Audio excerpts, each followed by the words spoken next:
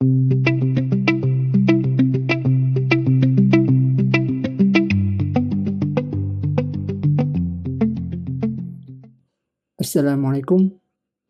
Oke, kita lanjut ya pelajaran kita mengenai Nux. Di video ini kita akan bahas mengenai API key ya. Jadi kita akan mengambil data atau melakukan request ke backend dengan melampirkan API key. Oke, jadi langsung aja kita ke project. Lalu kita bisa ke ini ya, Nux config. Oke, di sini kita sudah punya app.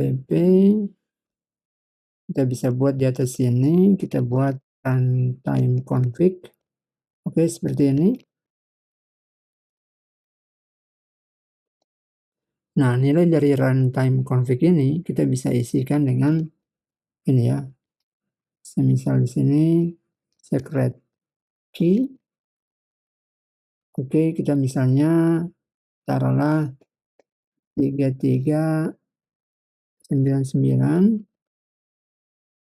Oke, lalu di sini ada kita buat public ya.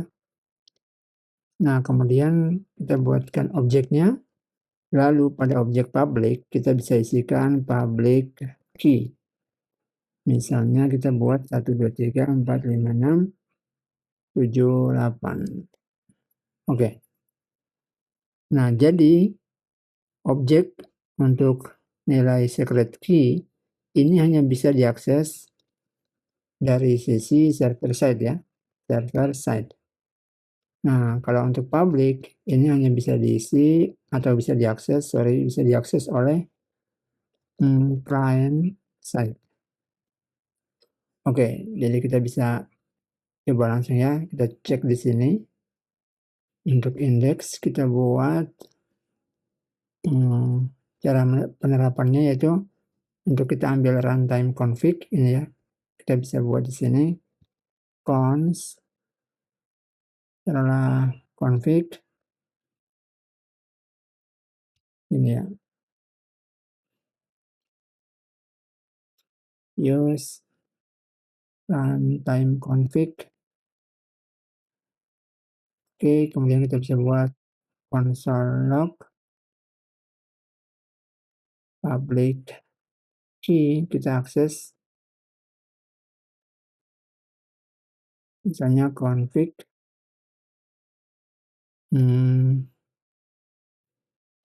public key ya, ini.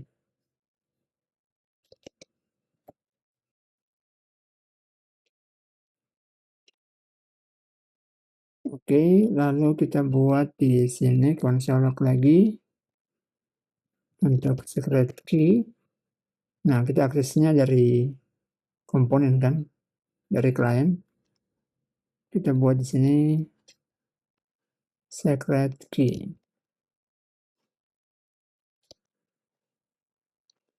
Simpan, oke. Kita coba ya. Inspect element.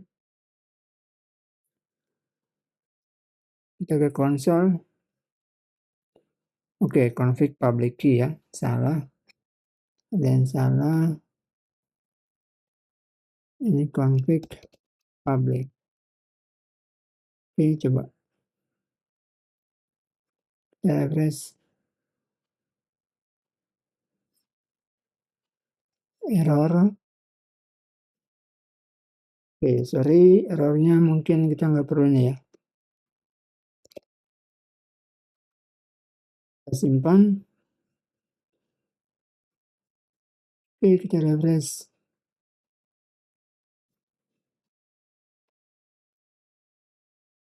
Oke, coba kita lihat. Secret key undefined ya.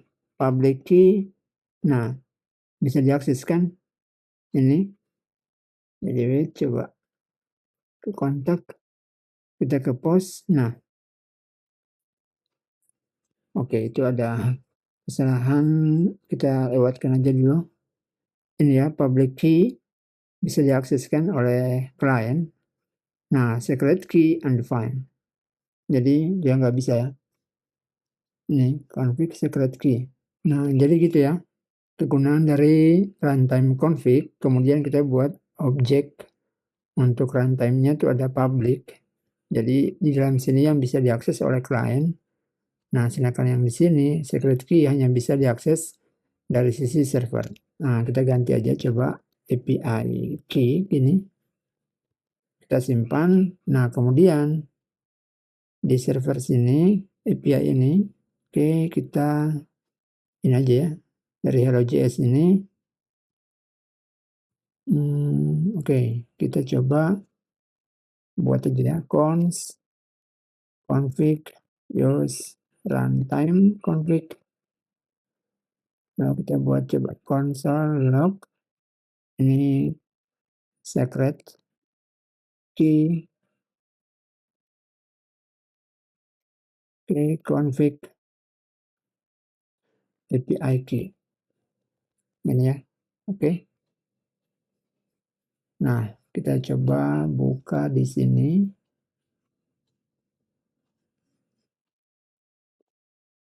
Localhost 3000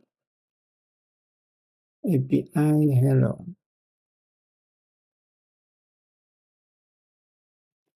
Open. Oke, lalu untuk lihatnya kita nggak bisa pakai inspect elemen karena itu sisi klien kan. Jadi kita ke terminal. Nah, kita bisa lihat ini. Oke, secret key ini ya. 3399 ya kan. Nah, seperti ini. Lalu bagaimana jika kita ingin nilai dari API key-nya kita pasang di file tersendiri ya, semisal file.env. Contoh kita buat di sini .env. Oke, lalu kita buat di sini API. Ini ya, misalnya 112233. Kita simpan. Nah, lalu di node-config sini, nah kita bisa gunakan seperti ini, proses .env API. Oke, kita simpan. Sudah restart. Oke, sudah ya. Coba kita refresh. Kita lihat. Oke.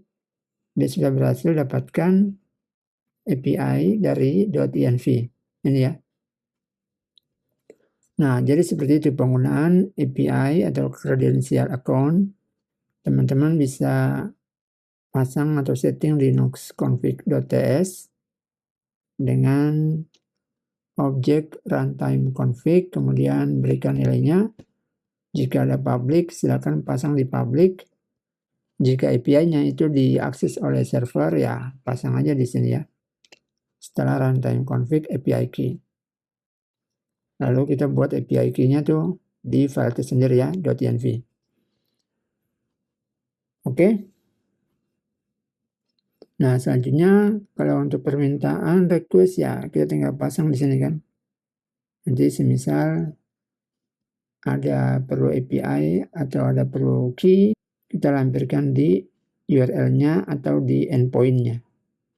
Oke, cukup sekian pelajaran kita mengenai API key. Terima kasih, semoga bermanfaat. Kita lanjutkan pelajaran kita di video berikutnya.